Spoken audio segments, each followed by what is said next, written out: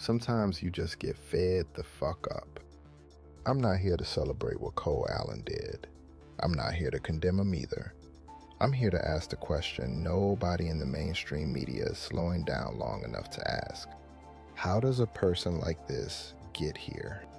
Because here's what we know about Cole Allen before Saturday night.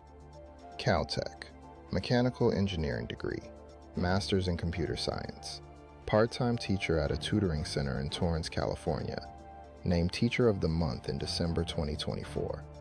His pastor described him as a good guy, quiet, faithful, courteous to everyone. One of his students said you wouldn't expect him to be plotting anything, called him quirky, called him really smart. This is not the profile of a monster. This is the profile of your neighbor, your coworker, maybe even your kid's favorite teacher. And that is exactly what should make every single one of us stop and pay attention.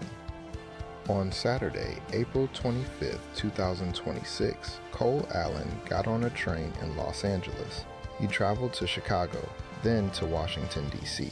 He checked into the Washington Hilton, the same hotel hosting the White House Correspondents' Dinner.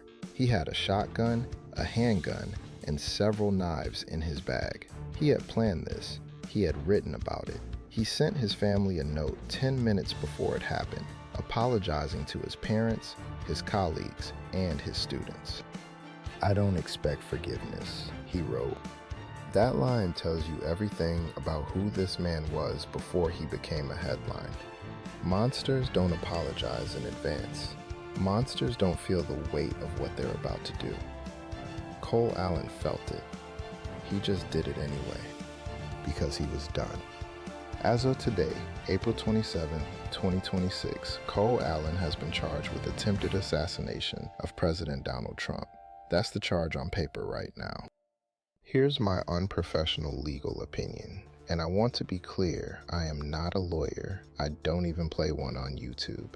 But that charge is going to be a tough one to make stick. His manifesto never mentioned Trump by name. It targeted administration officials broadly. He wrote about policy. He wrote about the direction of the country. Attempted assassination requires prosecutors to prove specific intent to kill the president, specifically. Unless this man sits down and starts talking when he absolutely should not, that charge is going to be very hard to prove beyond reasonable doubt. But hey, that's just the bear talking. Bear don't care. Now I want to be clear about something. What he did was wrong. You don't get to decide unilaterally that violence is the answer. That's not how a society holds together. But I also refuse to stand here and pretend that what pushed him to that point isn't real. Because it is real. And most of us feel it every single day, just at a lower volume. America is grinding people down right now, quietly, consistently. A Caltech engineer with a master's degree was living back at his parents' house at 31, Teacher of the Month, back at home. That's not a personal failure. That's a system failing a person who did everything right. And when the system fails you quietly for long enough, some people break loudly. Trump called him a sick guy, troubled, said he hates Christians. That's rich. Coming from a man who has been credibly accused by at least 28 women of sexual misconduct, including assault, who paid hush money to a porn star while his wife was home with a newborn, who mocked a disabled reporter on national television, who said he grabs women by their genitals and laughed about it, who has been found liable for fraud and sexual abuse in civil court to the tune of hundreds of millions of dollars, who has lied so consistently and so shamelessly that fact checkers literally stopped being able to keep up. That man is calling somebody else a Christian problem.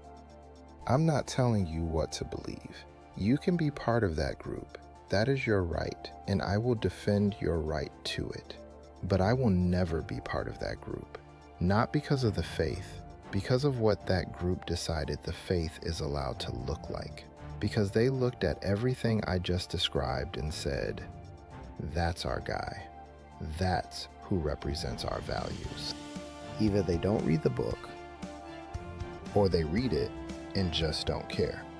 Here's what I need you to hear, and I mean this for everybody watching, regardless of your politics. Be careful, not of Cole Allen specifically, of the pressure, because anyone can be this guy under the right circumstances. I want you to really sit with that, not as a threat, as a warning. By every account we have so far, Cole Allen was a decent human being, probably more decent than most people walking around in this country right now. His students liked him, his pastor trusted him, his family loved him, and he still reached a point where he put a shotgun in a bag and got on a train. If that can happen to him, it can happen to someone you know. It can happen to someone sitting right next to you. Maybe it can happen to you. The question worth asking isn't who Cole Allen is. It's what are we building in this country that keeps producing these moments? And when are we going to take that question seriously before the next person reaches their limit? Because there will be a next person. There always is. Cole Allen wasn't crazy. That's the scary part.